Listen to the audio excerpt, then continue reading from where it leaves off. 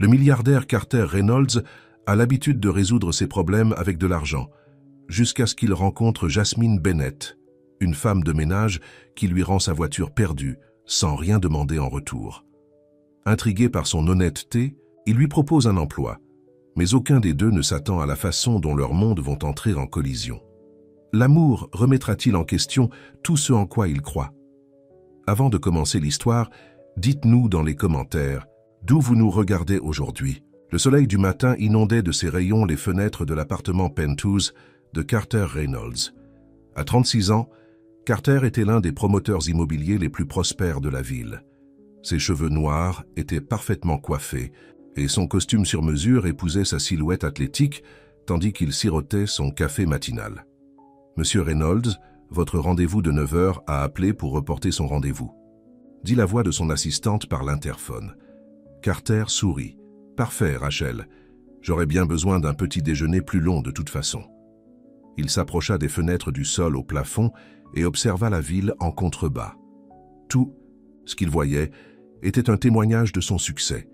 Des bâtiments qu'il possédait, des accords qu'il avait conclus, un monde qui s'inclinait devant la puissance de sa richesse.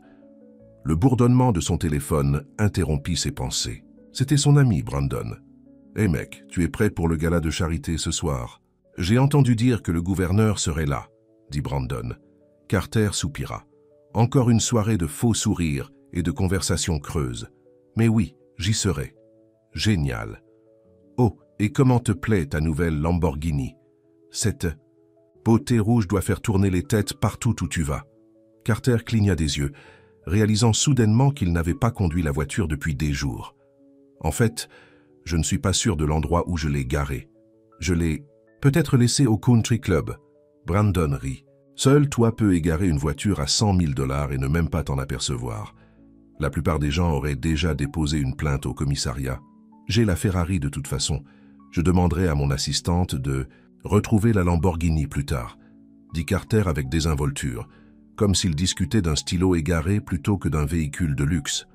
Après avoir raccroché, Carter prit ses clés et se dirigea vers l'ascenseur. Un autre jour, un autre accord à conclure. De l'autre côté de la ville, dans un petit appartement au papier peint écaillé, Jasmine Bennett se dépêchait de se préparer pour son service matinal au Grand Plaza Hotel. À 24 ans, elle portait déjà le poids de trop de responsabilités. « Grand-mère, as-tu pris tes médicaments ?» demanda Jasmine, attachant rapidement ses cheveux noirs bouclés en un chignon soigné pour le travail. Sa grand-mère, Eleanor, était assise à la table de la cuisine, ses mains tremblant légèrement, alors qu'elle tenait sa tasse de thé. « Oui, ma chérie, ne t'inquiète pas pour moi. » Jasmine s'agenouilla à côté du fauteuil de sa grand-mère. « Le médecin a dit qu'il fallait programmer cette opération bientôt. Je prends des quarts supplémentaires cette semaine. » Eleanor tapota la main de sa petite fille. « Tu travailles trop dur, ma chérie.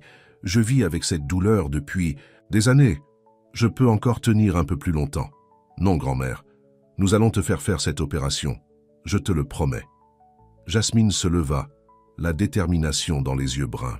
Elle prit son uniforme et prépara un déjeuner rapide. « Je serai de retour pour 6 heures. Madame Rodriguez d'à côté viendra vous voir à midi. » Jasmine embrassa le front de sa grand-mère avant de se précipiter dehors. Le bus était bondé comme d'habitude. Jasmine se tenait à la barre, perdue dans ses pensées sur la façon de trouver les 20 000 $ nécessaires à l'opération de sa grand-mère. Son assurance maladie ne couvrait qu'une partie de la somme, et même avec toutes ses économies, elle était loin du compte. Le Grand Plaza Hotel se dressait devant elle à l'approche du bus, une tour de verre et de luxe où elle passait ses journées à nettoyer après les riches. « Bonjour Jasmine », dit Marcus, le gardien de sécurité, alors qu'elle entrait par l'entrée du personnel. « Bonjour Marcus, comment va ton fils à l'université? Il a que des A. Cette bourse a été une bénédiction. » Il sourit chaleureusement. Jasmine hocha la tête, heureuse pour lui mais ressentant une pointe d'envie. Elle avait dû abandonner ses propres rêves universitaires lorsque ses parents sont décédés il y a 3 ans, la laissant s'occuper de sa grand-mère. Dans le vestiaire du personnel, elle enfila son uniforme bleu brodé de Grand Plaza Hotel sur la poche. « Tu as entendu? L'hôtel organise une grande manifestation caritative ce soir, » dit Lily, une autre femme de ménage. « Tous ces riches qui perdent des milliers d'euros juste pour un dîner alors que cet argent pourrait réellement aider les personnes qui en ont besoin. C'est comme ça que ça se passe, répondit Jasmine en attachant son tablier. Nous serons celles qui nettoieront leurs dégâts après leur départ. Sa supérieure, Madame Patel, apparut à la porte. Jasmine, tu as les suites présidentielles aujourd'hui. N'oublie pas une attention particulière aux détails. Monsieur Hoffman, dans la 1210, est un invité VIP. Oui, Madame Patel, répondit Jasmine en prenant son chariot de nettoyage. En travaillant toute la matinée, en nettoyant des chambres, luxueuses avec des meubles design et des salles de bain en marbre, Jasmine ne pouvait s'empêcher de penser au contraste avec sa propre vie. Ses invités dépensaient en une nuit ce qui pourrait payer l'opération entière de sa grand-mère. Pendant sa pause déjeuner, elle s'assit sur un banc dans le petit parc derrière l'hôtel. L'air frais d'automne était un soulagement bienvenu par rapport à l'atmosphère étouffante de l'intérieur. Alors qu'elle déballait son sandwich, son téléphone sonna. « Allô ? Oui, c'est Jasmine Bennett. » Son cœur se serra lorsqu'elle écouta l'appelant. « Je comprends, mais nous avons déjà effectué les paiements minimums. Oui, je sais que c'est en retard. S'il vous plaît, pouvez-vous me donner jusqu'à la fin du mois ?» Elle raccrocha en réprimant ses larmes. Un autre huissier de justice. La pression devenait insupportable. Après avoir terminé son service à 5 heures, Jasmine décida de prendre un raccourci pour rentrer chez elle par les ruelles derrière quelques restaurants haut de gamme. C'est alors que quelque chose attira son attention. Un éclair de métal rouge brillant sous un réverbère. Une Lamborghini rouge était garée de manière hasardeuse dans un coin isolé de la ruelle. La portière conducteur était légèrement entr'ouverte et les clés étaient toujours sur le contact. « Qui laisserait une chose comme ça ici ?» se demanda-t-elle à haute voix en s'approchant prudemment. En regardant autour d'elle, elle ne vit personne. La voiture coûteuse semblait complètement déplacée dans cette ruelle miteuse. Jasmine jeta un coup d'œil à l'intérieur et remarqua un portefeuille sur le siège passager. Elle hésita, puis tendit la main et l'ouvrit. À l'intérieur se trouvait un permis de conduire appartenant à Carter Reynolds, ainsi que plusieurs cartes de crédit et un épais paquet d'argent, au moins 1 000 $. Pendant un bref instant, une pensée désespérée lui traversa l'esprit. Cette voiture valait une fortune. L'argent seul pourrait aider à payer les frais médicaux de sa grand-mère. Personne ne le saurait. Mais aussi vite que la pensée était venue, elle la repoussa. Ses parents l'avaient élevée mieux que ça.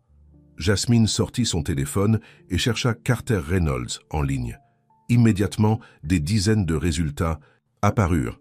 Des articles de presse sur le magnate de l'immobilier, des photos de lui lors d'événements sociaux, des informations sur ses entreprises. Utilisant les coordonnées de son site web professionnel, elle appela le numéro indiqué. Reynolds. « Enterprises, comment puis-je vous aiguiller ?» répondit une voix professionnelle. « Bonjour. Je m'appelle Jasmine Bennett. J'ai trouvé la voiture de M. Reynolds et son portefeuille. Je voudrais les lui rendre. » Il y eut une pause au bout du fil. « Vous avez trouvé sa voiture, la Lamborghini rouge. Oui, elle se trouve dans une ruelle derrière le restaurant Milano de la 8e rue. Les clés sont toujours à l'intérieur, ainsi que son portefeuille. Mademoiselle Bennett, pourriez-vous, s'il vous plaît, rester avec le véhicule? J'envoie quelqu'un immédiatement. Monsieur Reynolds vous sera extrêmement reconnaissant. » Jasmine regarda l'heure. Sa grand-mère l'attendrait. « Je peux attendre 20 minutes, mais ensuite je dois rentrer chez moi. » En attendant, elle s'assit sur une marche voisine, en essayant toujours d'imaginer comment quelqu'un pouvait être assez négligent pour abandonner une voiture aussi chère. La vie des riches dépassait vraiment sa compréhension. 15 minutes plus tard, un SUV noir arriva et un grand homme en costume en sortit. « Mademoiselle Bennett, je suis David, le chef de la sécurité de Monsieur Reynolds. Merci de nous avoir appelés. » Il avait l'air soulagé lorsqu'il aperçut la Lamborghini. « Tout est là, la voiture, les clés, son portefeuille. »« Je n'ai rien pris, » dit Jasmine en se levant. David la regarda avec appréciation. « La plupart des gens n'auraient pas fait cet appel, mademoiselle Bennett. Monsieur Reynolds voudrait vous récompenser pour votre honnêteté. » Jasmine secoua fermement la tête. « Je ne veux pas de récompense. J'ai simplement fait ce que n'importe qui aurait dû faire. Tout le monde ne rendrait pas une voiture de 100 000 $ et un portefeuille plein d'argent, » dit David, avec un sourire entendu. « S'il vous plaît, permettez-moi au moins de prendre vos coordonnées. Monsieur Reynolds voudra vous remercier personnellement. » À contre-cœur, Jasmine lui donna son numéro de téléphone, mais pas son adresse. Je dois vraiment y aller maintenant. Ma grand-mère m'attend. Alors qu'elle s'éloignait, David l'appela. Mademoiselle Bennett, des gens comme vous sont rares de nos jours, merci. Plus tard dans la soirée, Carter Reynolds était au gala de charité, bavardant avec le maire lorsque son téléphone vibra. Il s'excusa pour prendre l'appel. « Monsieur Reynolds, nous avons retrouvé votre Lamborghini », l'informa David. « Ah bien, où était-elle ? Dans une ruelle derrière ce restaurant italien que vous aimez. Monsieur, vous avez laissé les clés sur le contact et votre portefeuille sur le siège. » Carter grimaça. Il avait un vague souvenir d'y être allé déjeuner il y a quelques jours, puis d'avoir accepté une voiture avec un associé. Il avait complètement oublié la voiture. « Avez-vous dû soudoyer quelqu'un pour la récupérer ?» demanda-t-il, en supposant le pire. « En fait, monsieur, une jeune femme l'a trouvée et a appelé votre bureau. Elle a attendu avec la voiture jusqu'à mon arrivée et a refusé toute récompense. Tout était intact. La voiture, votre portefeuille, même l'argent à l'intérieur. » Carter fut stupéfait. Dans son monde, tout et tout le monde avait un prix. « Monsieur, êtes-vous là? Comment s'appelle-t-elle » demanda finalement Carter. « Jasmine Bennett. Elle travaille comme femme de ménage à l'hôtel Grand Plaza. J'ai son numéro si vous souhaitez la remercier. » L'esprit de Carter était en pleine effervescence. « Oui, envoyez-le-moi par SMS. Et David, apprenez tout ce que vous pouvez sur elle. » De retour au gala, Carter se trouva distrait. Il n'arrêtait pas de penser à cette femme mystérieuse qui avait retrouvé sa voiture, valant plus que ce que la plupart des gens gagnent en année, et qu'il avait simplement rendu sans rien demander. Cela n'avait aucun sens dans le monde de Carter. Il devait y avoir un angle, une sorte de jeu. Pourtant, quelque chose lui disait que c'était différent. Au fil de la soirée, Carter se mêla à la foule et sourit pour les photos, mais ses pensées revenaient sans cesse à Jasmine Bennett. Au moment où le gala prit fin, il avait pris sa décision. Il rencontrerait cette femme. Il avait besoin de comprendre pourquoi elle avait fait ce qu'elle avait fait. Dans un monde où Carter Reynolds pouvait tout acheter, le concept d'une honnêteté aussi intègre était quelque chose qu'il ne pouvait pas tout à fait comprendre. Et cela le fascinait. De retour dans son penthouse, Carter desserra sa cravate et regarda les lumières de la ville. Pour la première fois depuis des années, il se sentait sincèrement curieux de quelqu'un d'autre. Demain, il trouverait Jasmine Bennett et découvrirait ce qui la rendait différente de tous les autres dans sa vie. Ce qu'il ne réalisait pas, c'est que cette rencontre fortuite allait bientôt remettre en question tout ce qu'il pensait savoir sur la valeur, le mérite et les choses que l'argent ne pouvait pas acheter. Le lendemain matin, Jasmine se leva tôt comme d'habitude. La toux de sa grand-mère provenant de l'autre pièce l'inquiétait. Le médecin avait dit que l'opération ne pouvait plus attendre longtemps. « Grand-mère, je vous ai préparé du thé au miel », dit Jasmine en entrant dans la chambre d'Éléanore avec une tasse fumante. Éléanore sourit faiblement. « Merci, ma chérie. Tu t'occupes toujours de tout le monde. C'est parce que tu t'es occupé de moi toutes ces années, » répondit Jasmine en aidant sa grand-mère à s'asseoir. « Maman et papa seraient fiers de ta force. » Les yeux d'Éléanore se voilèrent à la mention de sa fille et de son gendre décédé. « Ils seraient encore plus fiers de toi qui travailles si dur et trouves encore le temps d'être gentille. » Jasmine regarda sa montre. « Je dois y aller. Mon service commence dans 1 heure. » Elle embrassa le front de sa grand-mère. « Madame Rodriguez sera bientôt là. » Dans le bus qui l'emmenait au travail, Jasmine n'arrêtait pas de penser à la voiture qu'elle avait trouvée la veille. Qui laisse un véhicule de 100 000 $ comme si de rien n'était? La somme d'argent que certaines personnes possédaient dépassait sa compréhension. À l'hôtel, le briefing du matin bourdonnait d'excitation. « Tu as entendu ?» chuchota Lily. « Carter Reynolds arrive aujourd'hui, Carter Reynolds. »« Qui ?» demanda Jasmine en rangeant les produits de nettoyage sur son chariot. Lily la regarda les yeux grands ouverts. « L'un des hommes les plus riches de la ville.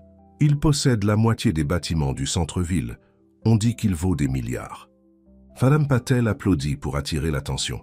« Écoutez bien tout le monde, nous avons un invité VIP qui arrive aujourd'hui. Monsieur Reynolds séjournera dans la suite présidentielle pour les prochains jours. Je veux que cette suite soit impeccable. Jasmine, c'est ta mission aujourd'hui. »« Oui, Madame Patel, » hocha la tête Jasmine, se demandant s'il s'agissait du même Carter Reynolds dont elle avait retrouvé la voiture. Quelles étaient les chances? Alors qu'elle poussait son chariot vers l'ascenseur, Son téléphone vibra avec un SMS d'un numéro inconnu. « Mademoiselle Bennett, je suis Carter Reynolds. Je veux vous remercier personnellement d'avoir rendu ma voiture. Voudriez-vous me rencontrer pour un café aujourd'hui? Je serai à l'hôtel Grand Plaza. » Jasmine faillit laisser tomber son téléphone. Comment savait-il où elle travaillait et pourquoi voudrait-il la rencontrer? Elle tapa une réponse rapide. « Monsieur Reynolds, je travaille en fait à l'hôtel. Aujourd'hui, je fais juste mon travail de femme de ménage, donc je n'ai pas le temps de faire des pauses café. » La réponse arriva immédiatement. « Je comprends. Peut-être après votre service. C'est important pour moi. » Jasmine hésita. Elle ne voulait rien de cet homme, mais il y avait quelque chose d'insistant dans sa demande. Finalement, elle répondit « Je finis à 17 h. Je peux vous accorder 15 minutes au café de l'hôtel avant de rentrer chez moi. Parfait, à tout à l'heure, merci. » Jasmine rangea son téléphone, se sentant mal à l'aise.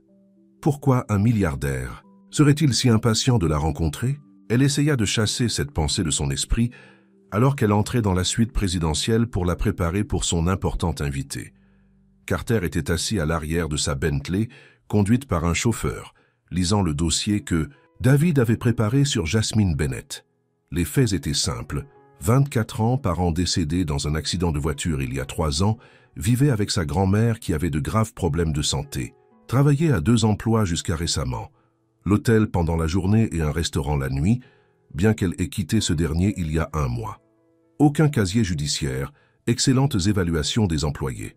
Actuellement en retard sur les factures médicales et le loyer. C'était une histoire tristement courante, mais ce qui fascinait Carter, c'était ce qui n'était pas dans le dossier, l'explication de son honnêteté. De toute évidence, elle avait désespérément sa besoin d'argent. Cette voiture et l'argent dans son portefeuille auraient pu résoudre ses problèmes instantanément. « Nous y sommes, monsieur. » Chai annonça son chauffeur alors qu'ils arrivaient à l'hôtel Grand Plaza. Le directeur de l'hôtel se précipita pour saluer Carter dans le hall. « Monsieur Reynolds, quel honneur. Nous avons préparé la suite présidentielle exactement comme vous. » L'avait demandé. Carter hocha la tête distraitement. « Merci, je vais rester quelques jours. »« Bien sûr, monsieur. Si vous avez besoin de quoi que ce soit, n'hésitez pas à demander. » Alors que Carter était escorté jusqu'à sa suite, il gardait un œil sur Jasmine mais ne la vit pas. Ce n'était pas grave, ils avaient rendez-vous plus tard. Pour l'instant, il avait du travail à faire. Dans la suite, Carter installa son ordinateur portable et passa plusieurs appels d'affaires. Mais son esprit continuait à vagabonder vers sa prochaine réunion. Il ne se souvenait pas de la dernière fois qu'il avait été aussi curieux de quelqu'un. 17 heures précises, Carter descendit au café de l'hôtel. Il choisit une table dans un coin à l'abri des regards indiscrets. Il ne voulait pas de public pour cette conversation. À 17h10, une jeune femme en uniforme d'hôtel s'approcha hésitamment de sa table. Ses cheveux bruns bouclés étaient attachés en un chignon soigné et ses yeux bruns étaient prudents lorsqu'elle le regarda. Carter se leva. « Mademoiselle Bennett, je suis Carter Reynolds. »« Je sais, » dit-elle simplement. « J'ai vu votre photo quand je vous ai cherché hier. » Il fit un geste vers le fauteuil en face de lui. « S'il vous plaît, asseyez-vous. Puis-je vous commander quelque chose ?»« Non, merci, » répondit Jasmine, s'asseyant mais gardant une posture rigide. « Je n'ai que quelques minutes. Ma grand-mère m'attend. » Carter étudia son visage. Elle était belle, mais pas de cette manière artificielle et sophistiquée à laquelle il était habitué. Il y avait quelque chose d'authentique chez elle, une qualité qu'il rencontrait rarement. « Je voulais vous remercier personnellement d'avoir rendu ma voiture et mon portefeuille, » commença-t-il. « La plupart des gens n'auraient pas fait ça. » Jasmine croisa son regard directement. « La plupart des gens ont des principes, monsieur Reynolds. Je n'ai rien fait de spécial. Je ne suis pas d'accord. » Carter se pencha en avant. « Cette voiture vaut plus de 100 000 €. Mon portefeuille contenait près de 2 000 € en liquide. Vous auriez facilement pu tout prendre. » Elle fronça les sourcils. « Est-ce que vous auriez fait cela à ma place ?» La question le prit au dépourvu. L'aurait-il fait? Carter n'avait jamais manqué d'argent, n'avait jamais connu le genre de désespoir qu'il imaginait pouvoir ressentir quelqu'un dans sa situation. « Je ne sais pas, » répondit-il honnêtement. « Mais je connais le monde dans lequel je vis. Les gens veulent généralement quelque chose en retour pour les bonnes actions. »« Eh bien, moi non, » dit Jasmine fermement. « J'ai rendu vos affaires parce que c'était la bonne chose à faire, pas parce que je m'attendais à une récompense. » Carter hocha lentement la tête. C'est ce qui me fascine. Vous êtes en retard de loyer. Votre grand-mère a besoin d'une opération coûteuse. Et pourtant, face à une solution à ses problèmes, vous avez choisi l'honnêteté. Les yeux de Jasmine s'écarquillèrent. Comment savez-vous? Tout ça au sujet de ma grand-mère? M'avez-vous enquêté? J'étais curieux, admit Carter. Ce n'est pas tous les jours que quelqu'un rend une voiture de 100 000 € sans rien demander en retour. C'est indiscret et déplacé. Jasmine se leva, la colère lui éclairant les yeux. Ma vie privée ne vous regarde pas, monsieur Reynolds. S'il vous plaît, attendez, dit rapidement Carter. Vous avez raison et je m'excuse. C'était déplacé, mais j'aimerais vous aider. Je n'ai pas besoin de votre aide, répondit-elle froidement. Tout le monde a besoin d'aide parfois, insista Carter. Laissez-moi prendre en charge les frais médicaux de votre grand-mère. Considérez cela comme une récompense pour votre honnêteté. L'expression de Jasmine se durcit. Donc c'est pour ça que vous vouliez me rencontrer, pour calmer votre conscience avec de l'argent. Eh bien, monsieur Reynolds, la santé de ma grand-mère n'est pas un cas de charité et je ne suis pas à vendre. Carter fut stupéfait par sa réaction. Personne dans son expérience n'avait jamais refusé son argent. Ce n'est pas ce que je voulais dire, essaya-t-il d'expliquer. Je veux juste aider. Votre façon d'aider consiste à jeter de l'argent sur les problèmes et à les oublier ensuite, dit Jasmine. Comme vous avez oublié votre voiture pendant des jours, certains d'entre nous ne peuvent pas se permettre d'être aussi négligents. Sur ce, elle se retourna et s'éloigna, laissant Carter sans voix. Pour la première fois depuis des années, Carter Reynolds eut l'impression d'avoir complètement mal interprété une situation. Il s'attendait à de la gratitude, peut-être même un peu d'admiration, pas à cette fière défiance. Alors qu'il regardait Jasmine disparaître par les portes du café, il réalisa qu'elle était la première personne, depuis longtemps à le voir comme un simple homme, pas comme un riche bienfaiteur ou une connexion puissante. C'était rafraîchissant. Jasmine fumait en changeant de uniforme dans le vestiaire du personnel. Comment osait-il l'épier? Apprendre sa situation familiale, ses problèmes financiers, c'était comme une violation. « Tout va bien ?» demanda Lily, remarquant l'agitation de son amie. « Bien !» répondit sèchement Jasmine, fourrant son uniforme dans son sac en quittant l'hôtel. Jasmine essaya de se calmer. Elle savait qu'elle avait probablement réagi de manière excessive, mais quelque chose chez Carter Reynolds l'avait agacée. La manière décontractée dont il offrait de l'argent, comme si cela résolvait tout, comme si son intégrité était quelque chose d'inhabituel qui méritait une récompense. Pendant le trajet en bus vers la maison, la colère de Jasmine diminua progressivement, remplacée par une inquiétude lancinante au sujet de sa grand-mère. Le médecin avait appelé ce matin-là. Il devait programmer l'opération bientôt, et cela signifiait trouver l'argent d'une manière ou d'une autre. En arrivant chez elle, elle trouva Eleanor endormie dans son fauteuil, un mot croisé à moitié terminé sur ses genoux. Jasmine la couvrit doucement d'une couverture, remarquant à quel point sa grand-mère avait l'air fragile. Cette vue renouvela sa détermination. Elle trouverait un moyen de trouver l'argent, mais pas en acceptant des dons de milliardaires.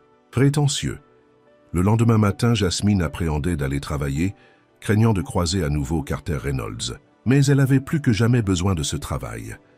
À son soulagement, Madame Patel la chargea d'un étage différent, loin de la suite présidentielle.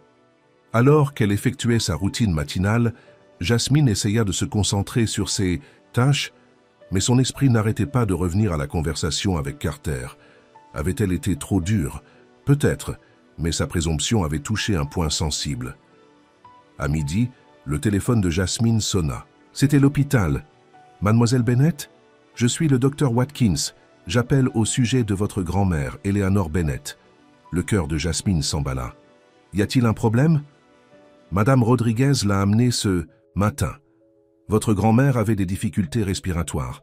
Nous l'avons stabilisée, mais je crains que nous ne puissions plus retarder l'opération. Nous devons la programmer pour la semaine prochaine. La semaine prochaine? La voix de Jasmine tremblait. Mais je n'ai pas encore tout l'argent. Il me manque encore 15 000 €. Je comprends votre situation financière, mademoiselle Bennett. Mais médicalement parlant, nous ne pouvons pas attendre. L'état de votre grand-mère se détériore. Jasmine s'appuya contre le mur, sentant le monde se refermer autour d'elle. Je vais trouver une solution. Puis-je la voir? Elle se repose maintenant, mais vous pouvez lui rendre visite ce soir. Après avoir raccroché, Jasmine s'assit sur un banc de ménage à proximité, les larmes aux yeux. Elle avait une semaine pour trouver 15 000 euros. Cela semblait impossible. Mademoiselle Bennett, elle leva les yeux et vit David, le garde du corps de Carter, debout dans le couloir.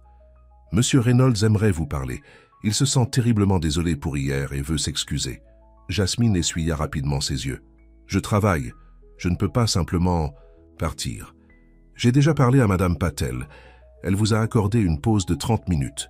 Bien sûr qu'elle l'avait fait. Aucun superviseur d'hôtel ne refuserait quoi que ce soit à Carter Reynolds. » À contre-cœur, Jasmine suivit David jusqu'à la suite présidentielle. Carter se tenait près de la fenêtre lorsqu'elle entra, regardant l'horizon de la ville. Il se retourna en les entendant entrer. « Merci David, c'est tout. » Une fois seul, Carter fit un geste vers le coin salon. « S'il vous plaît, asseyez-vous. » Cette fois, Jasmine accepta, trop épuisée émotionnellement pour discuter. « Je vous dois des excuses, » commença Carter. « Vous aviez raison. Me renseigner sur votre vie privée était indiscret et déplacé. Je ne suis pas habitué à ce que les gens me disent, mais non, et je l'ai mal géré. » Jasmine hocha la tête, appréciant sa franchise. « Excuse acceptée. » Carter étudia son visage. « Vous avez pleuré. »« Ce n'est rien, » dit-elle automatiquement. « C'est votre grand-mère, n'est-ce pas ?» demanda-t-il. Doucement. Jasmine détourna le regard. Elle ne voulait pas discuter de ses problèmes avec cet homme, mais le poids de sa situation était écrasant. L'hôpital a appelé. Elle a besoin de l'opération la semaine prochaine et il me manque. Encore 15 000 euros. Les mots sortirent avant qu'elle ne puisse les arrêter. Carter se pencha en avant. « Laissez-moi vous aider, Jasmine, non pas comme une récompense ou un acte de charité, mais d'humain à humain. Pourquoi ? Feriez-vous ça ? Vous ne me connaissez même pas, demanda-t-elle. « Parce que vous avoir rencontré m'a fait réaliser quelque chose, dit Carter pensivement. J'ai passé des années à m'entourer de gens qui ne se soucient que de ce que je peux faire pour eux. Votre honnêteté m'a rappelé qu'il existe encore de bonnes personnes dans le monde qui font ce qui est juste, tout simplement parce que c'est juste. » Jasmine le regarda avec scepticisme. « Et vous voulez quoi? Acheter un morceau de cette bonté ?» Carter sourit tristement. « Non, je veux me souvenir de ce que ça fait d'aider quelqu'un sans rien attendre en retour, comme vous m'avez aidé. » Pour la première fois, Jasmine vit quelque chose d'authentique dans ses yeux, une vulnérabilité derrière la façade de riche. « Je ne peux pas accepter votre argent, » dit-elle doucement. « Ce ne serait pas correct. »« Alors laissez-moi vous offrir un emploi, » rétorqua Carter. « Un vrai dans ma société. Vous êtes clairement intelligente et travailleuse. J'ai besoin d'une assistante pour mon programme d'aide communautaire. Le salaire couvrirait largement les frais médicaux de votre grand-mère. » Jasmine hésita. « Je n'ai pas les qualifications pour un emploi en entreprise. Vous avez de l'intégrité et un bon sens. Du travail. C'est plus rare que n'importe quel diplôme. » Carter lui tendit une carte de visite. « Réfléchissez-y. Le poste commence à 60 000 euros par an. » Jasmine regarda la carte, stupéfaite par le montant. C'était plus du double de ce qu'elle gagnait à l'hôtel. « Pourquoi faites-vous vraiment ça ?» demanda-t-elle, toujours suspecte. De ses motifs. Carter réfléchit attentivement à sa réponse. « Parce que vous m'intriguez, Jasmine Bennett. Dans mon monde, tout a un prix, mais vous m'avez montré que certaines choses, comme l'honnêteté et la dignité, n'ont pas de prix. Je veux mieux comprendre ça. » Leurs regards se croisèrent, et pendant un instant, Jasmine vit au-delà du milliardaire l'homme qui se cachait dessous, quelqu'un qui cherchait quelque chose d'authentique dans un monde de transactions. Et d'accord. Avant qu'elle ne puisse répondre, son téléphone sonna de nouveau. C'était l'hôpital. « Je dois prendre ça, » dit-elle en se levant. Carter hocha la tête. « Bien sûr, réfléchissez à mon offre, sans aucune condition. » En quittant la suite, Jasmine se sentait partagée. Pouvait-elle faire confiance à ses intentions? Ou cet homme riche jouait-il simplement à un jeu qu'elle ne comprenait pas? Ce qu'elle ne vit pas, c'est la façon dont Carter la regarda partir, un regard d'admiration authentique dans les yeux. Pour la première fois depuis plus longtemps qu'il ne s'en souvenait, Carter Reynolds était intrigué par quelque chose que l'argent ne pouvait pas acheter, le mystère de ce qui faisait fonctionner Jasmine Bennett. Et en se retournant vers la fenêtre, il réalisa autre chose. Il voulait la revoir, et pas seulement pour satisfaire sa curiosité. Il y avait quelque chose chez Jasmine qui le poussait à être un meilleur homme, le genre d'homme qui méritait la confiance de quelqu'un avec son intégrité, Ce que ni l'un ni l'autre ne réalisaient, c'est que leur monde était sur le point d'entrer en collision de manière imprévisible, remettant en question tout ce qu'ils pensaient savoir l'un sur l'autre, et sur eux-mêmes. Les couloirs de l'hôpital étaient calmes, tandis que Jasmine se rendait dans la chambre de sa grand-mère ce soir-là. Son esprit tournait encore autour de l'offre d'emploi de Carter. 60 000 € par an résoudrait tous leurs problèmes financiers, mais elle ne pouvait s'empêcher de se demander s'il y avait un piège. Eleanor était éveillée, lorsque Jasmine entra paraissant pâle sur les draps blancs de l'hôpital. « Voilà ma fille », sourit Eleanor faiblement. « Tu n'avais pas besoin de te précipiter. » Jasmine prit la main de sa grand-mère. « Bien sûr que si. Comment? Te sens-tu » ? « Comme une vieille femme qui a connu des jours meilleurs », rigola Eleanor, puis grimaça de douleur. « Le médecin dit qu'ils veulent faire l'opération la semaine prochaine. »« Je sais, il m'a appelé. » Jasmine essaya de garder la voix stable. « Ne t'inquiète pour rien, je trouverai l'argent. » Les yeux d'Eleanor se remplirent d'inquiétude. « Jasmine, je ne veux pas que tu t'endettes à cause de moi. Peut-être devrions-nous envisager l'option mentionnée par le docteur Watkins, l'essai clinique. »« Non, » dit Jasmine fermement, « ces traitements expérimentaux sont trop risqués. Nous te faisons subir la procédure standard avec le meilleur chirurgien. » Fin de la discussion. Elle ne mentionna pas l'offre de Carter. Sa grand-mère s'inquiéterait encore plus si elle savait que Jasmine envisageait de prendre un emploi auprès d'un homme qu'elle connaissait à peine. Après s'être assurée qu'Eleanor était à l'aise, Jasmine sortit pour parler à l'infirmière. « Nous avons besoin d'un acompte de 5 000 € d'ici lundi pour programmer l'opération, » expliqua l'infirmière. « Le solde restant est dû la veille de l'intervention. » Jasmine hocha la tête, calculant mentalement. Elle avait environ 3 000 € d'économie. Même si elle acceptait le poste de Carter, son premier chèque ne serait pas versé à temps. Devant l'hôpital, Jasmine s'assit sur un banc et se permit enfin de pleurer. Le poids de la responsabilité était écrasant. En essuyant ses larmes, elle sortit la carte de visite de Carter et la regarda. Peut-être que la fierté n'était pas un luxe qu'elle pouvait se permettre en ce moment. Dans sa suite d'hôtel, Carter faisait les 100 pas, attendant que David revienne avec des informations. « Monsieur, j'ai les détails sur la situation médicale de Madame Bennett, » dit David en entrant dans la pièce. « L'hôpital exige un acompte d'ici lundi. Le coût total de l'opération est de 20 000 €. Carter hocha la tête. « Faites un don anonyme pour couvrir le montant total. Assurez-vous qu'il ne puisse pas être retracé jusqu'à moi. Êtes-vous sûr, monsieur ?» Mademoiselle Bennett semblait assez catégorique sur le fait de ne pas accepter votre argent. « C'est pourquoi il doit être anonyme, » répondit Carter. « Elle a trop de fierté pour accepter une aide directe, mais sa grand-mère a besoin de cette opération. » David hésita. « Si elle le découvre, elle ne le découvrira pas, » interrompit Carter. « Faites-le simplement. » Après le départ de David, Carter se demanda pourquoi il se souciait autant d'aider cette femme. Était-ce de la culpabilité, de la fascination ou quelque chose de plus profond? Il s'impliquait rarement dans la vie de ses employés, et encore moins dans celle d'étrangers. Pourtant, quelque chose chez Jasmine Bennett l'avait touché. Son indépendance farouche, sa moralité inébranlable face aux difficultés. Des qualités rarement vues dans son monde de richesse et de privilèges. Son téléphone sonna, affichant un numéro inconnu. « Allô, Monsieur Reynolds, c'est Jasmine Bennett. » Carter sentit un battement inattendu dans sa poitrine. « Jasmine, je suis content que vous ayez appelé. J'ai réfléchi à votre offre, » dit-elle, la voix hésitante. « L'emploi, je veux dire. J'aimerais en savoir plus. »« Bien sûr, » répondit Carter, essayant de contenir son enthousiasme. « Pouvez-vous me rencontrer pour le petit déjeuner demain? Nous pouvons discuter des détails. J'ai un service du matin à l'hôtel. Je parlerai à la direction. Considérez ça comme votre préavis de 2 semaines. » Il y eut une pause. « Vous semblez très confiant que je vais prendre le poste. » Carter sourit. « J'ai bon espoir. Disons 9h00 au restaurant de l'hôtel. »« D'accord, » accepta Jasmine.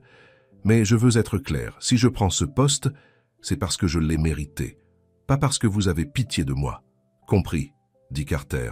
« À demain. » Après avoir raccroché, Carter se sentait étrangement euphorique. Il n'avait pas été aussi enthousiaste à l'idée d'un rendez-vous pour le petit déjeuner depuis des années. Le lendemain matin, Jasmine arriva au restaurant de l'hôtel et trouva Carter déjà en place. Il se leva lorsqu'il la vit, lui faisant signe de s'asseoir en face de lui. « Je me suis permis de commander du café, dit-il. Je ne savais pas comment vous le preniez. »« Noir, c'est parfait, » répondit Jasmine en s'asseyant. Elle portait sa plus belle tenue, une simple robe bleue qu'elle avait achetée pour des entretiens d'embauche avant d'obtenir le poste à l'hôtel. Carter poussa un dossier sur la table. « Voici la description du poste et le contrat de travail. Prenez votre temps pour le lire. » Jasmine ouvrit le dossier et commença à lire. Le poste était légitime, directrice adjointe de l'aide communautaire pour Reynolds Enterprise.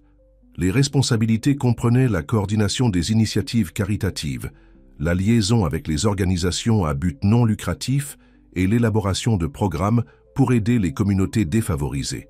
« Ceci est un vrai travail, dit-elle surprise. Carter eut l'air amusé. « Tu pensais que j'inventais ? Je pensais que c'était peut-être un poste fictif pour justifier le fait de me donner de l'argent, admit Jasmine. Je ne vous insulterai pas autant, répondit Carter.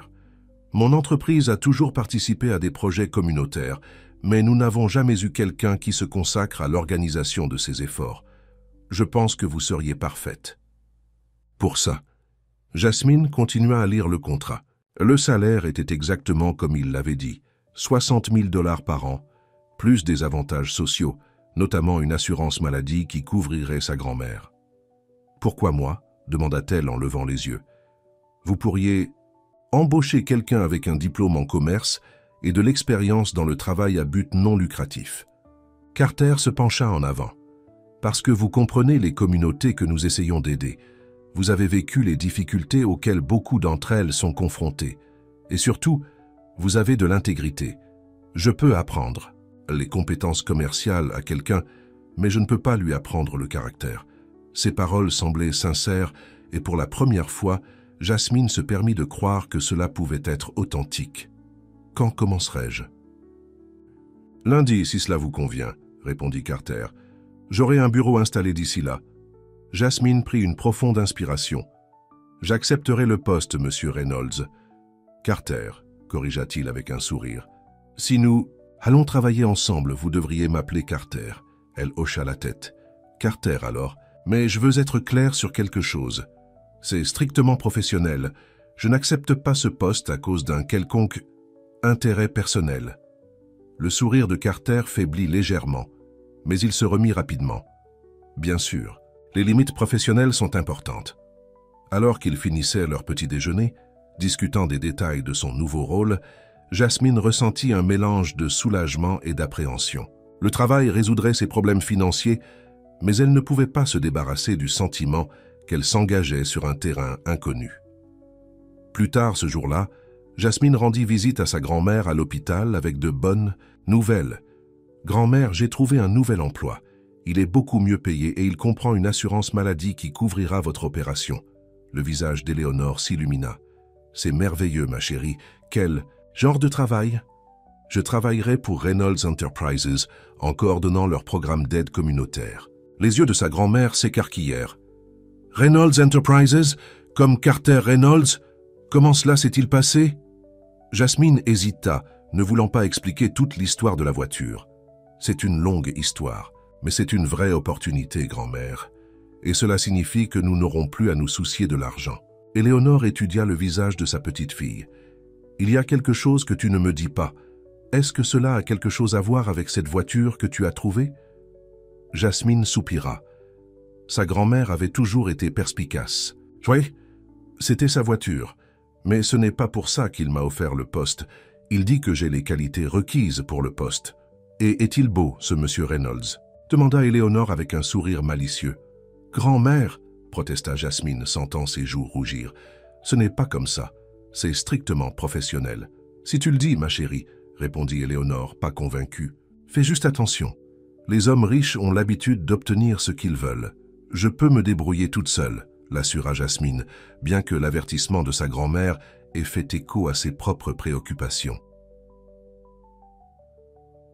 Le lendemain matin, le docteur Watkins passa avec des nouvelles surprenantes. « Madame Bennett, nous avons eu un développement inattendu. Un donateur anonyme a couvert tous les coûts de votre opération.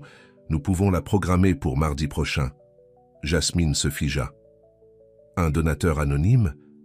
Qui ferait ça ?» Le docteur Watkins haussa les épaules. Nous ne savons pas. Le don est passé par la fondation caritative de l'hôpital, mais il est spécifiquement destiné à votre intervention. Alors que le médecin partait, Jasmine ressentit une vague de suspicion. Cela ne pouvait pas être une coïncidence.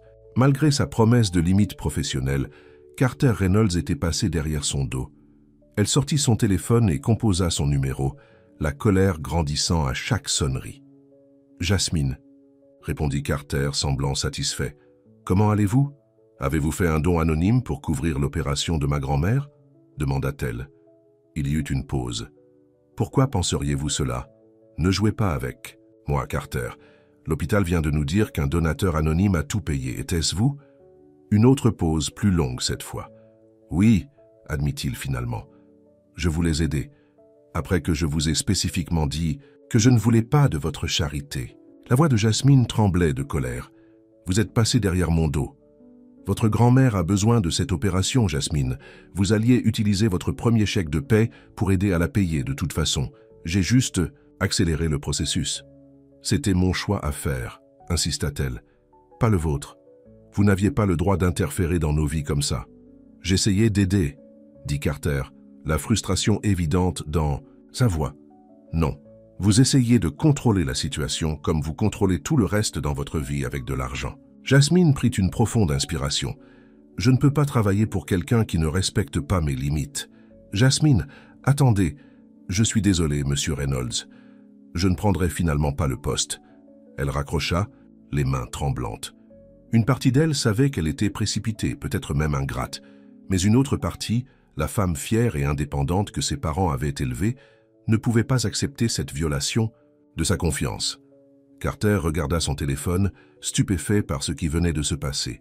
Il avait été si sûr de faire la bonne chose, en aidant Jasmine et sa grand-mère.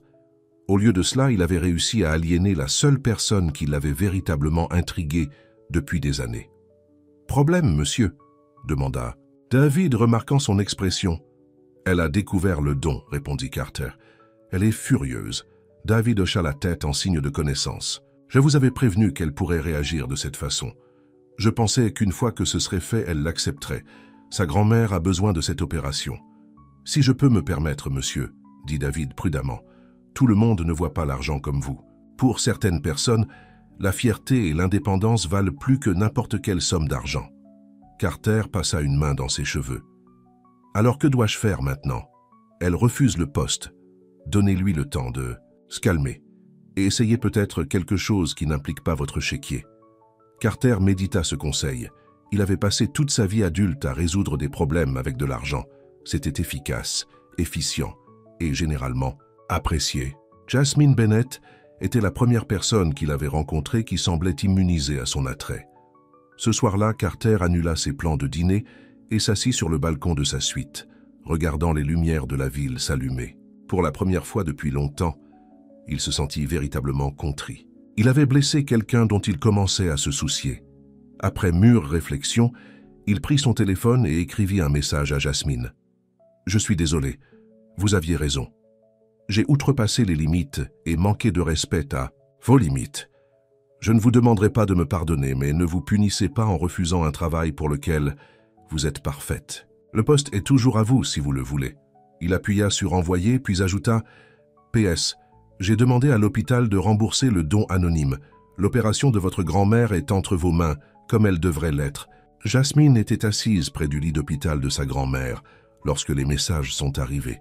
Elle les a lus 2 fois, surprise par la volonté de Carter d'admettre qu'il avait tort. Le deuxième message l'a encore plus stupéfaite. Il rendait réellement l'argent, respectant sa décision, même si cela rendait les choses plus difficiles. Pour elle, « Tout va bien, ma chérie ?» demanda Éléonore, remarquant son expression. « C'est de Monsieur Reynolds, » dit Jasmine, lui montrant les messages. Éléonore les lut et hocha la tête pensivement. « Ce n'est pas ce à quoi je m'attendais de la part d'un homme d'affaires fortuné. Il faut du caractère pour admettre ses erreurs. » Jasmine dut convenir. Elle avait supposé que Carter ressemblait aux autres riches qu'elle avait rencontrés. Des personnes prétentieuses et habituées à acheter tout ce qu'elle voulait. Mais sa volonté de faire marche arrière et de respecter sa décision révélait une profondeur qu'elle n'avait pas anticipée. « Que vas-tu faire concernant le poste ?» demanda Éléonore. Je ne sais pas, admit Jasmine. C'est une excellente opportunité, mais tu as peur de devenir trop proche de lui. Termina sa grand-mère pour elle. Jasmine leva les yeux, surprise. Que voulez-vous dire? Éléonore sourit avec connaissance de cause.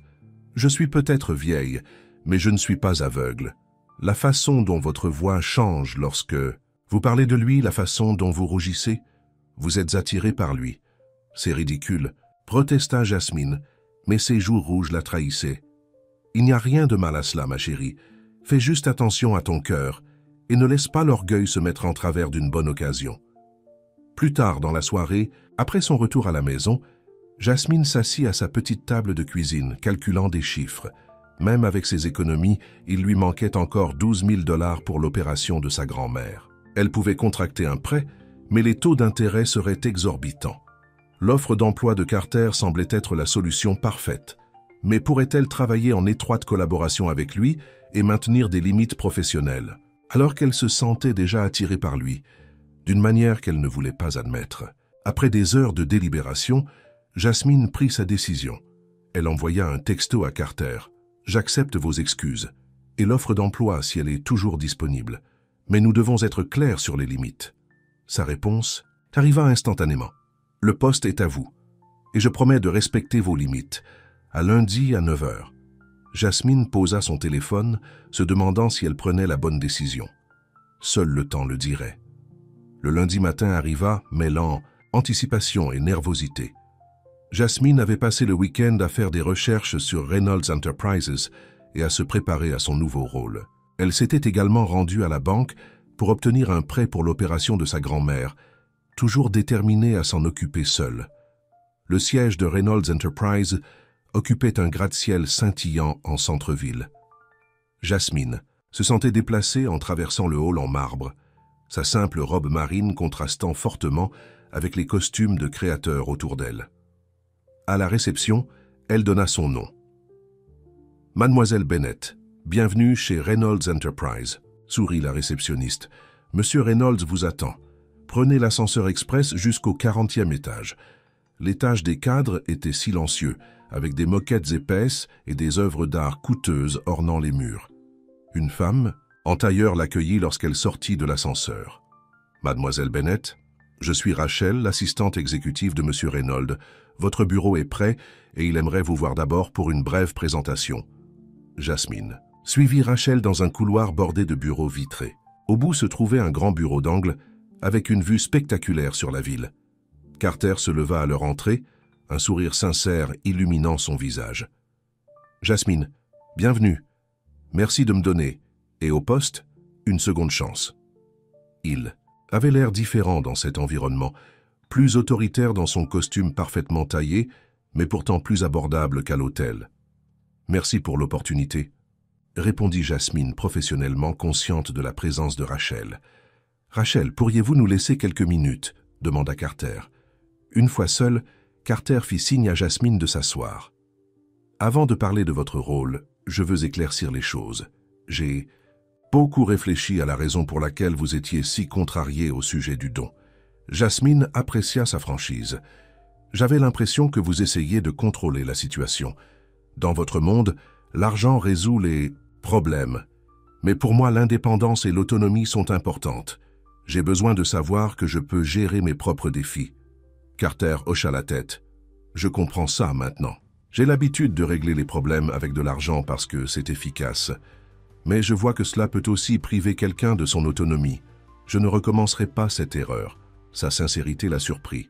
« Merci de comprendre. Alors comment gérez-vous l'opération de votre grand-mère maintenant ?» demanda-t-il. « J'ai contracté un prêt, » expliqua Jasmine. « Ce n'est pas idéal, mais ça marchera. » Carter avait l'air de vouloir offrir son aide à nouveau, mais il se retint. « S'il y a quoi que ce soit dont vous avez besoin, congé, horaire flexible, faites-le-moi savoir.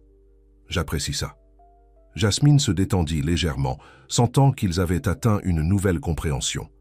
Carter se leva et lui fit signe de le suivre. « Laissez-moi vous montrer votre bureau. Il est plus petit que celui-ci, mais il a une belle vue. » En marchant, Carter expliqua plus en détail son rôle. « Nous n'avons jamais eu de département dédié à l'action communautaire auparavant. Vous allez le construire à partir de zéro. ce qui signifie que vous aurez beaucoup de liberté créative. Je veux que vous commenciez par évaluer nos initiatives caritatives actuelles et suggériez des améliorations. Le bureau de Jasmine était plus grand qu'elle ne l'attendait, avec un mur de fenêtres donnant sur le parc de la ville. Un bureau élégant, une chaise confortable et un ordinateur moderne l'attendaient. Rachel vous aidera à configurer votre messagerie électronique et vos codes d'accès, dit Carter. J'ai prévu une réunion avec l'équipe de la fondation caritative à 11 h pour vous présenter. Alors qu'il se retournait pour partir, Jasmine l'interpella. « Carter ?» Il s'arrêta à la porte. « Merci pour cette opportunité. Je ne vous décevrai pas. » Il sourit, une chaleur sincère dans les yeux. « Je sais que vous ne le ferez pas. C'est pour ça que je vous ai engagé. » Laissée seule dans son nouveau bureau, Jasmine prit une profonde inspiration. C'était un nouveau départ, une chance de faire une réelle différence. Et malgré ses doutes quant à la perspective de travailler en étroite collaboration avec Carter, elle ne pouvait nier une pointe d'excitation à l'idée. Ce qu'elle ne réalisait pas encore, c'est à quelle vitesse les lignes entre le professionnel et le personnel commenceraient à se brouiller, remettant en question ses principes et son cœur d'une manière qu'elle n'avait jamais anticipée. Et de l'autre côté du bâtiment, Carter Reynolds était assis à son bureau, incapable de se concentrer sur les contrats qui se trouvaient devant lui. Au lieu de cela, il se retrouvait à penser aux yeux bruns déterminés de Jasmine et à la façon dont elle lui avait tenu tête, quelque chose que personne dans son monde n'avait jamais fait. C'était à la fois frustrant et rafraîchissant, et cela le rendait plus intrigué que jamais. Pour la première fois depuis des années, Carter avait rencontré quelqu'un qui le voyait comme une personne, pas seulement comme un PDG fortuné. Et il commençait à réaliser à quel point il voulait être digne de cette perception, même si cela signifiait changer les habitudes d'une vie. Les semaines qui suivirent furent un tourbillon pour Jasmine. Son nouveau rôle chez Reynolds Enterprise occupait ses journées alors qu'elle se plongeait dans l'apprentissage des initiatives caritatives de l'entreprise. À sa surprise, le poste était stimulant et enrichissant, exactement ce que Carter avait promis. L'opération de sa grand-mère avait été programmée, et bien que le prêt pesait lourd sur l'esprit de Jasmine, son nouveau salaire, lui, permettait de gérer les paiements tout en s'offrant une vie plus confortable à toutes deux. « Mademoiselle Bennett, Monsieur Reynolds aimerait vous voir dans son bureau », annonça Rachel un après-midi, environ un mois après le début du travail de Jasmine. Lorsque Jasmine entra dans le bureau de Carter, il était debout près de la fenêtre, regardant l'horizon de la ville. « Vous vouliez me voir ?» demanda-t-elle. Carter se retourna souriant lorsqu'il la vit. « Oui, j'ai examiné vos propositions de restructuration de notre action communautaire. Elles sont excellentes. »« Merci », répondit Jasmine, satisfaite de son approbation. Au cours du mois précédent, elle avait travaillé dur pour faire ses preuves, déterminée à montrer qu'elle méritait ce poste sur la base du mérite et non de la charité. J'aime particulièrement votre idée de partenariat avec les écoles professionnelles locales pour offrir des stages aux élèves défavorisés. Poursuivit Carter. C'est exactement le type d'initiative durable sur laquelle nous devrions nous concentrer. J'ai pensé que ce serait plus significatif que de simplement écrire des chèques, dit Jasmine. Cela donne aux gens des compétences et des opportunités, pas seulement une aide temporaire. Carter hocha la tête pensivement. Vous avez changé ma façon de penser à la philanthropie, vous savez. Avant, il s'agissait toujours du montant d'argent que nous donnions. Maintenant, je commence à voir que le véritable impact nécessite plus de réflexion et d'implication personnelle. Ces paroles la réchauffèrent.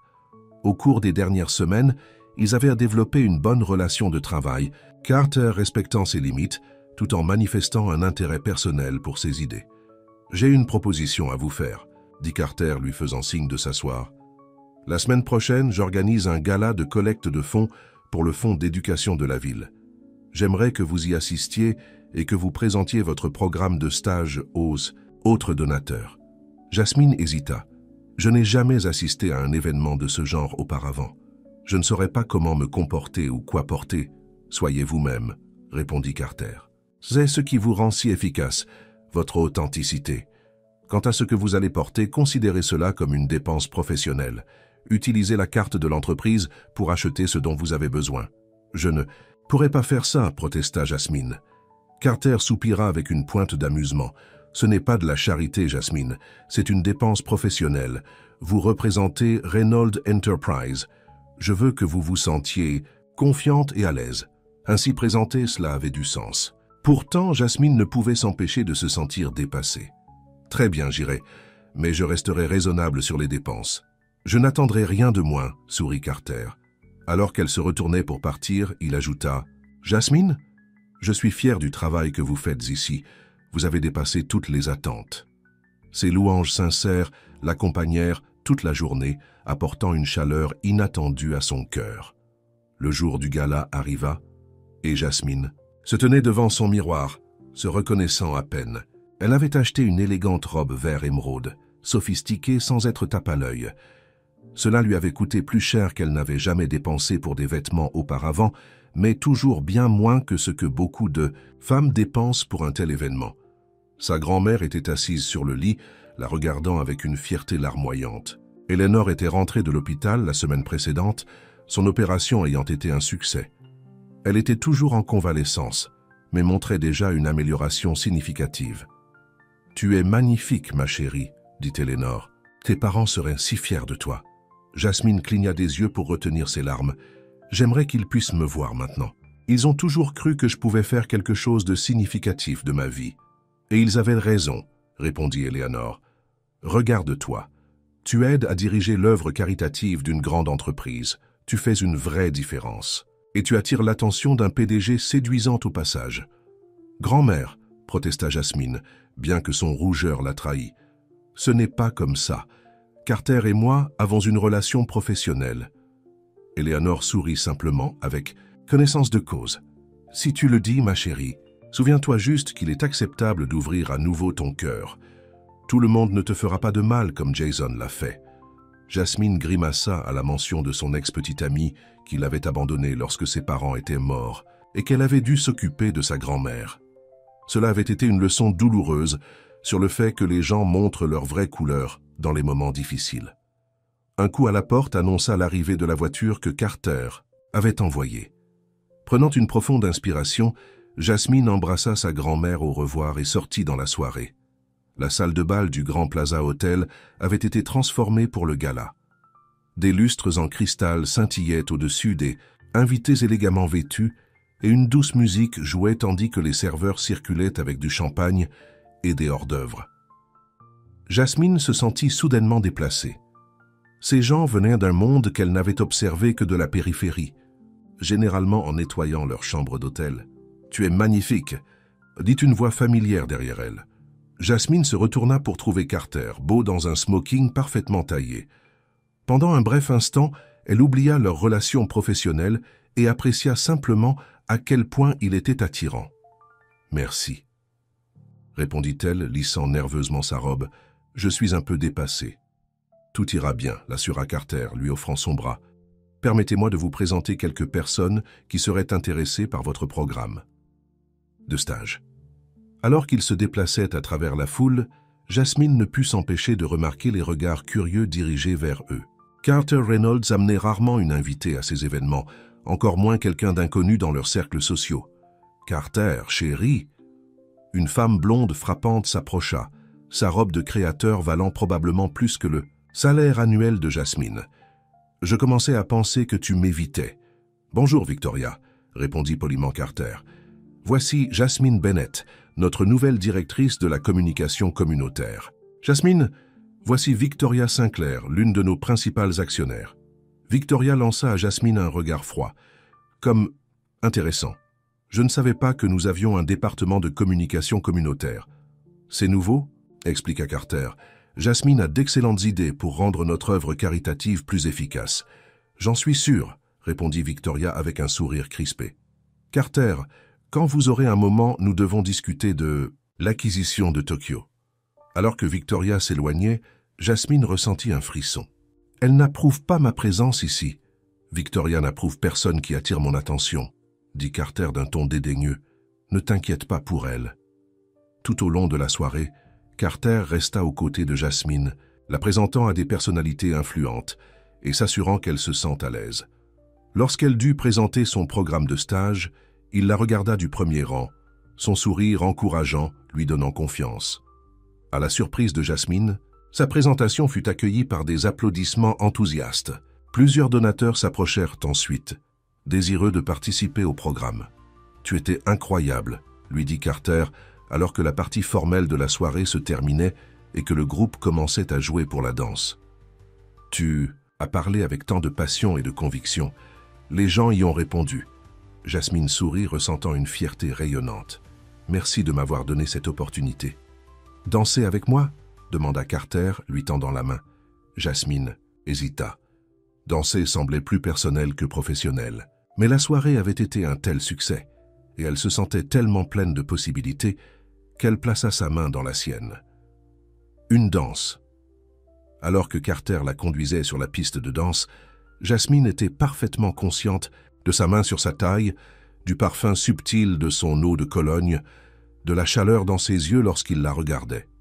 C'était un terrain dangereux, elle le savait, mais elle ne pouvait nier l'attraction qui grandissait entre eux. « Vous êtes, pleine de surprises, Jasmine Bennett », dit doucement Carter tandis qu'il se déplaçait au rythme de la musique. « Vous êtes aussi à l'aise pour vous adresser à une salle pleine de millionnaires que pour prendre soin de votre grand-mère. J'essaie juste d'être authentique, » répondit-elle, « que je nettoie des chambres d'hôtel ou que je présente des programmes à des donateurs. » Le regard de Carter devint plus intense. « C'est ce qui vous rend spécial. Dans mon monde, l'authenticité est rare. Les gens portent des masques, disent ce qu'ils pensent que les autres veulent entendre. Mais vous êtes toujours fidèle, à vous-même. » La musique ralentit et d'autres couples se rapprochèrent. Jasmine savait qu'elle devait garder ses distances, mais quelque chose dans les yeux de Carter l'attira. « Jasmine, » dit-il doucement, « je sais que nous avons convenu de garder les choses professionnelles, mais je dois être honnête. Je trouve cela de plus en plus difficile. » Son cœur s'emballa. « Carter, nous ne devrions pas... » « Je sais, » l'interrompit-il doucement. « Vous travaillez pour moi. Il y a 1000 raisons pour lesquelles c'est compliqué. Mais je n'arrête pas de penser à vous. » Avant que Jasmine ne puisse répondre, une commotion près de l'entrée attira leur attention. Une femme se disputait bruyamment avec les agents de sécurité. « J'ai besoin de voir Jasmine Bennett tout de suite, » exigea la femme. Jasmine reconnut immédiatement la voix. « C'est Madame Rodriguez, ma voisine. Il doit y avoir un problème avec grand-mère. » Carter la conduisit immédiatement hors de la piste de danse. Alors qu'il s'approchait, Madame Rodriguez sembla soulagée de voir Jasmine. « Dieu merci. Votre grand-mère s'est effondrée. L'ambulance l'a emmenée à l'hôpital Saint-Luc. Je suis venu dès que j'ai pu vous trouver. » Jasmine sentit le sang se retirer de son visage. « Je dois aller la voir. »« Ma voiture est dehors, » dit Carter sans hésitation. « Je vous y conduirai. » Le trajet vers l'hôpital fut un flou de peur et d'anxiété. Carter lui tint la main tout le long du trajet, sa présence étant un réconfort constant au milieu de sa panique. À l'hôpital, ils furent dirigés vers les urgences, où un médecin les attendait. « Mademoiselle Bennett, je suis le docteur Chen. Votre grand-mère a subi des complications suite à son opération, une hémorragie interne que nous n'avions pas détectée plus tôt. Nous l'avons renvoyée en chirurgie. Va-t-elle bien ?» demanda Jasmine, la voix brisée. « Nous faisons tout notre possible, » répondit le docteur Chen. « Les prochaines heures seront critiques. Vous devez vous préparer à une longue attente. » Alors que le médecin s'en allait, Jasmine s'effondra sur une chaise, accablée. « J'aurais dû être là, pas à une fête chic. Ne te fais pas ça, » dit Carter s'asseyant à côté d'elle. « Tu ne pouvais pas savoir que cela allait arriver. Elle est tout ce qui me reste, » murmura Jasmine, les larmes aux yeux. « Je ne peux pas la perdre aussi. » Sans un mot, Carter passa son bras autour de ses épaules, la rapprochant. Pour une fois, Jasmine ne résista pas au réconfort qu'il offrait. Elle s'appuya contre lui, puisant de la force dans sa présence constante. « Je ne vais nulle part, » promit-il. « Nous attendrons ensemble. » Des heures passèrent dans la salle d'attente austère de l'hôpital. Carter envoya son chauffeur chercher une autre tenue à Jasmine et appela Rachel pour reporter ses réunions du matin. Malgré ses protestations pour qu'il rentre chez lui, il refusa de la quitter. À l'aube, le docteur Chen revint enfin, fatigué mais satisfait. « L'opération a réussi, » rapporta-t-il. « Nous avons réussi à arrêter l'hémorragie. Votre grand-mère est stable et se repose en convalescence. » Un soulagement envahit Jasmine. « Puis-je la voir ?» Brièvement, hocha la tête le médecin. « Elle est toujours sous sédatif, mais vous pouvez rester quelques minutes auprès d'elle. » Dans la salle de réveil, Eleanor semblait petite et fragile au milieu des machines et des moniteurs. Jasmine prit la main de sa grand-mère, les larmes coulant maintenant librement. « Je suis là, grand-mère, » murmura-t-elle. « Tout va? Bien allé. » De retour dans la salle d'attente, Carter était au téléphone, parlant doucement mais fermement. Il raccrocha en la voyant. « Comment va-t-elle » demanda-t-il, une sincère inquiétude dans les yeux. « Stable » répondit Jasmine. « Le médecin dit qu'elle devra rester à l'hôpital au moins 1 semaine, voire plus. » Carter hocha la tête. « Je me suis permis de demander au meilleur personnel infirmier de l'hôpital de s'occuper d'elle, et j'ai libéré votre emploi du temps pour les 2 prochaines semaines, afin que vous puissiez être avec elle. » Jasmine était trop épuisée et reconnaissante pour protester. « Merci, Carter, pour tout. » Il sourit doucement. « C'est ce que font les amis. Maintenant, laissez-moi vous ramener chez vous pour que vous puissiez vous reposer. Je vous ramènerai cet après-midi. »« Amis ?» demanda Jasmine, se souvenant de leur conversation interrompue au gala. Carter prit sa main. « Pour l'instant, le reste peut attendre qu'Eleanor aille mieux. Les semaines suivantes ont établi une nouvelle routine. » Jasmine passait ses matins à l'hôpital avec sa grand-mère et ses après-midi au bureau. Carter s'assurait que sa charge de travail était gérable, passant souvent à son bureau pour prendre de ses nouvelles. Eleanor alla de mieux en mieux, sa résilience naturelle revenant. Lors d'une visite, alors que Jasmine sortait pour prendre un appel, Carter est passé avec des fleurs.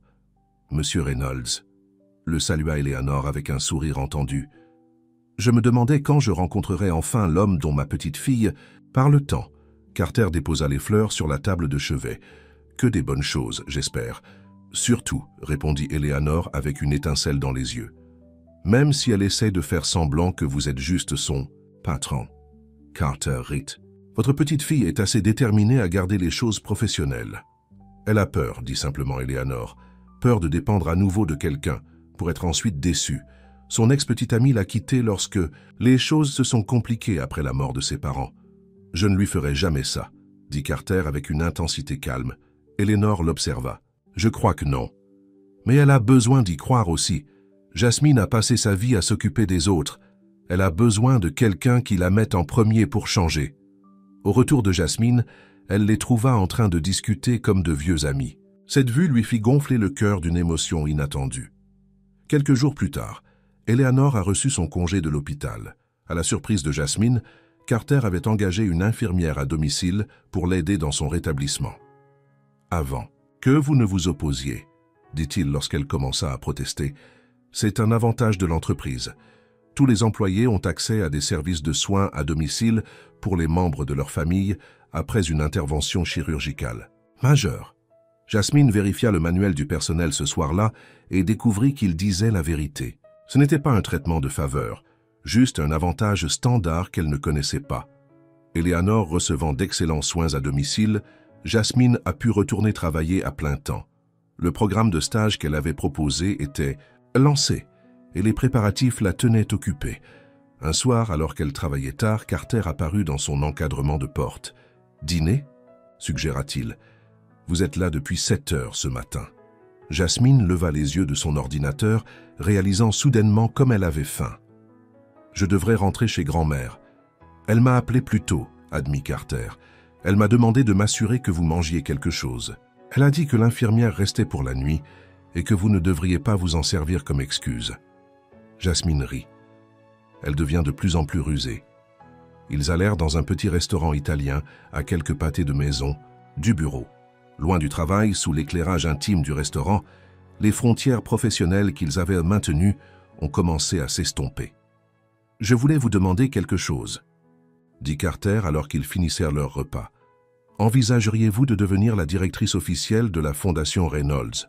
Cela signifierait une augmentation substantielle et plus d'autonomie. » Jasmine était stupéfaite. « Êtes-vous sérieux? Je ne suis dans l'entreprise que depuis quelques mois. Et pendant ce temps, vous avez transformé notre approche de la philanthropie, » répondit Carter. « Le conseil d'administration est impressionné par vos résultats. Ce n'est pas personnel, Jasmine. C'est une décision commerciale basée sur votre performance. » Elle considéra son offre. « Si j'accepte, devrais-je toujours vous rendre des comptes directement ?» Carter comprit son inquiétude. « Vous rendrez des comptes au conseil d'administration de la fondation dont je suis membre, mais pas directement à moi. Vous y avez réfléchi, observa Jasmine. Oui, admit-il. Parce qu'il y a quelque chose d'autre que je veux vous demander, et je ne voulais pas que votre réponse soit influencée par des préoccupations concernant notre relation professionnelle. Le cœur de Jasmine fit un bond. Quoi? Voulez-vous dîner avec moi à nouveau? Pas comme collègue, mais comme un rendez-vous. Voilà, la question qui planait entre eux depuis des semaines. Jasmine avait senti leur lien se renforcer, mais avait hésité à le reconnaître. Carter, Avant que vous ne répondiez, l'interrompit-il doucement, je veux que vous sachiez quelque chose. Ces derniers mois, vous connaître, voir votre intégrité et votre détermination, cela m'a changé. Vous avez fait de moi une meilleure personne, un meilleur dirigeant. Et je ne me suis jamais senti comme ça pour personne auparavant. Sa sincérité était indéniable. Ce n'était pas le milliardaire charmeur qu'elle avait rencontré au début, mais un homme qui était véritablement vulnérable. « J'aimerais ça », dit-elle finalement. Un rendez-vous. Le sourire de Carter valait tous les moments d'hésitation. Je vous promets que vous ne le regretterez pas. 3 mois plus tard, Jasmine se tenait sur le balcon du penthouse de Carter, regardant les lumières de la ville. Derrière elle, les sons de rires et de conversations flottaient de la réception à l'intérieur, une célébration du lancement réussi des programmes élargis de la fondation Reynolds. Eleanor, maintenant complètement rétablie, tenait la cour parmi les invités, charmant tout le monde avec ses histoires. Elle avait emménagé dans un magnifique nouvel appartement que Jasmine avait acheté, non pas avec l'argent de Carter, mais avec son propre salaire considérablement augmenté en tant que directrice de la fondation. « Une pensée ?» demanda Carter, la rejoignant sur le balcon. Jasmine lui sourit. « Je pensais juste à combien de choses ont changé en moins d'1 an. De trouver votre voiture dans une ruelle à cela... » « La meilleure voiture que j'ai jamais perdue, » dit Carter, lui passant ses bras autour de la taille. Leur relation avait fleuri au cours des derniers mois, bâtie sur le respect mutuel et une affection sincère. Il n'a jamais essayé d'éclipser son indépendance, mais l'a soutenue d'une manière qui honorait sa force. « Vous savez, » dit Jasmine pensivement, « lorsque je vous ai rencontré pour la première fois, je pensais que vous étiez juste un autre homme riche qui résolvait tout avec de l'argent. Je n'aurais jamais imaginé que vous seriez quelqu'un qui changerait ma vie et me laisserait changer la vôtre. Vous m'avez appris la valeur de l'intégrité, répondit Carter. Que certaines choses ne peuvent pas être achetées, elles doivent être gagnées, comme la confiance et l'amour. » Jasmine se retourna dans ses bras pour le faire face. « Je t'aime, Carter Reynolds, même si tu essaies toujours de trop me gâter, ainsi que grand-mère. » En parlant de ça, Carter fouilla dans sa poche et sortit une petite boîte de velours. « J'ai quelque chose pour vous, et avant que vous ne vous inquiétiez, ce n'est pas quelque chose que j'ai acheté. » Curieuse, Jasmine ouvrit la boîte. À l'intérieur se trouvait une simple bague en or avec un petit diamant, rien de comparable aux bijoux voyants qu'elle aurait attendu de quelqu'un de la richesse de Carter. « C'était celle de ma grand-mère, » expliqua Carter. « C'était la seule personne de ma vie qui se souciait plus du caractère que de l'argent. Elle vous aurait adoré. » Les yeux de Jasmine se remplirent de larmes lorsqu'elle réalisa ce qu'il demandait. « Jasmine Bennett, vous êtes entrée dans ma vie et m'avez montré à quoi ressemblait la vraie valeur. Vous m'avez mis au défi, vous m'avez changé et vous avez fait de moi un meilleur homme. Voulez-vous m'épouser ?» Pour une fois, Jasmine n'hésita pas et ne mit pas en doute ses intentions. Elle connaissait cet homme maintenant. Pas seulement le riche PDG, mais la personne en dessous qui avait prouvé son amour à la fois par de grands gestes et par de silencieux moments de soutien. « Oui, » répondit-elle, le cœur plein. « Oui, je le veux. » Alors que Carter glissait la bague à son doigt, Jasmine pensa au voyage qui les avait conduits jusqu'ici, d'une voiture abandonnée dans une ruelle à ce moment de promesse et d'engagement. Elle avait rendu sa voiture par simple honnêteté, n'imaginant jamais que cet acte mènerait à trouver l'amour avec l'homme qui la possédait. Et Carter, lui, avait offert un emploi par curiosité, ne s'attendant jamais à trouver son égal chez une femme de chambre d'hôtel à l'intégrité inébranlable. Ils avaient tous deux découvert quelque chose d'inestimable en chemin, que la vraie richesse ne se mesurait pas en dollars, mais en caractère, et que l'amour bâti sur le respect et l'honnêteté était la possession la plus précieuse de toutes. À l'intérieur du penthouse, Eleanor regardait à travers les portes vitrées sa petite fille embrasser l'homme qu'elle aimait. Elle sourit, sachant que Jasmine avait trouvé quelqu'un qui la valorisait pour ce qu'elle était exactement. Quelqu'un qui avait appris, en l'aimant, que l'honnêteté et l'intégrité valaient plus que tous ces milliards. Et alors que Carter tenait Jasmine près de lui sous le ciel étoilé, il remerciait, en silence, le hasard qui l'avait fait oublier sa voiture ce jour-là. En perdant quelque chose de si peu important, il avait trouvé quelqu'un d'une valeur incommensurable, et dans son amour, il avait découvert la seule chose que son argent ne pourrait jamais acheter. Fin.